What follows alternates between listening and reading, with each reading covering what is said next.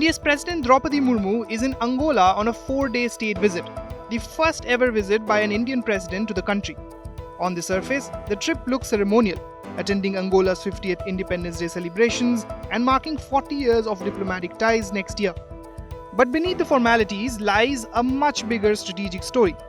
India and Angola already share a strong relationship, especially in the energy sector. Angola is one of India's major suppliers of oil. In fact, almost 80% of India's current $5 billion trade with Angola comes from oil and gas alone. As India continues to be one of the fastest growing energy markets in the world, securing stable fuel supplies is essential, which means Angola matters a lot. Our partnership with Angola from energy security perspective is very critical, and we would like to explore the possibility of providing sort of more momentum and depth to our partnership in the energy sector. Angola has a large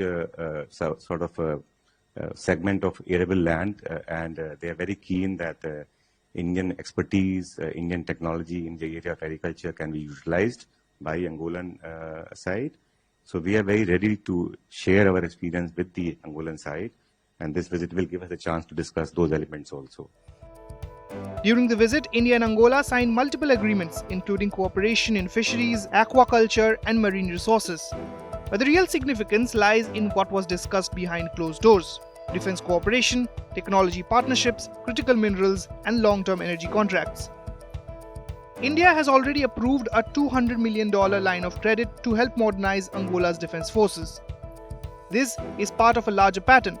India has been quietly deepening defense partnerships across Africa, training officers, supplying defense equipment, and co-developing capabilities. In Angola's case, this aligns with its own push to diversify defense ties beyond traditional partners like Russia and China. Next, energy security. Indian companies are looking to sign a long-term agreement to buy Angolan oil, while also exploring investment in Angola's onshore and offshore petroleum fields. And it doesn't end there. India is also interested in refining projects, fertilizer production, and crucially, critical and rare earth minerals. Why is that important?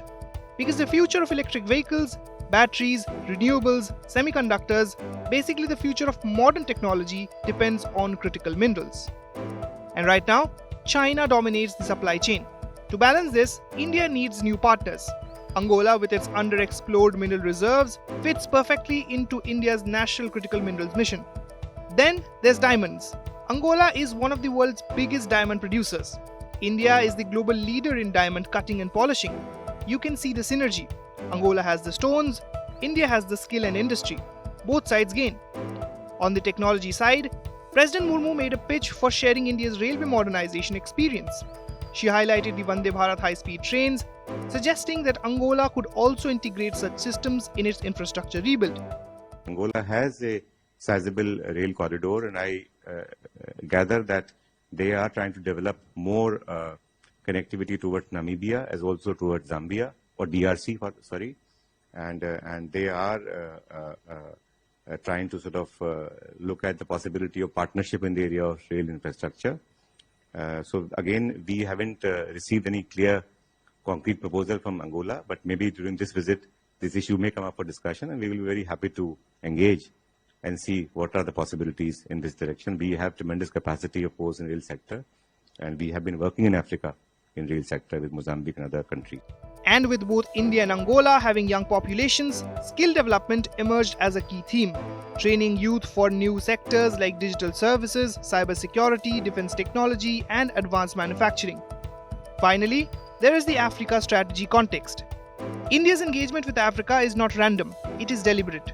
Africa is going to be a major player in global growth, minerals, trade corridors, and strategic partnerships. China already has a massive presence. Europe is trying to return. The US is showing renewed interest. India cannot afford to be absent. Your country possesses solid knowledge in various fields of science, and in the current moments, Indian experts are on high demand everywhere on the world due to their recognized capacity and the technical capabilities. That excellent performance of Indian professionals is a result of high quality of education, which obviously we want that may be accessible to more Angolan youngsters within an understanding that we would like to have India to increase as much as possible the scholarships, mainly for graduations and specializations in engineering and medical sciences. Let me highlight the fact that it is under this concept that we're developing a program of training of Angolan doctors by renowned Indian hospitals, Indian doctors in Angolan hospitals, where they convey valuable know-how to our health practitioners in order to equip them with tech. India has a history of active intervention in issues relating to international relations as a factor of global stability, which are indispensable for peace and global peace. It was thus in the past with the movement of non-allied countries, and now we see your very assertive approach in the seeking solution for the global south, playing a very useful balancing role in the current context, which is very troubled of the world that we are living in. So President Murmu's visit is about more than celebrating anniversaries. It is about securing long-term energy stability, expanding defense collaboration, locking in access to critical minerals, strengthening economic diplomacy, positioning India as a reliable strategic partner in Africa. The visit strengthens India's footprint in a continent that will shape the next phase of global power politics. India is not just looking at Africa as a market, but as a partner in development, sustainability, and future technologies. With Farhan Khan, Bureau Report, India Today Global.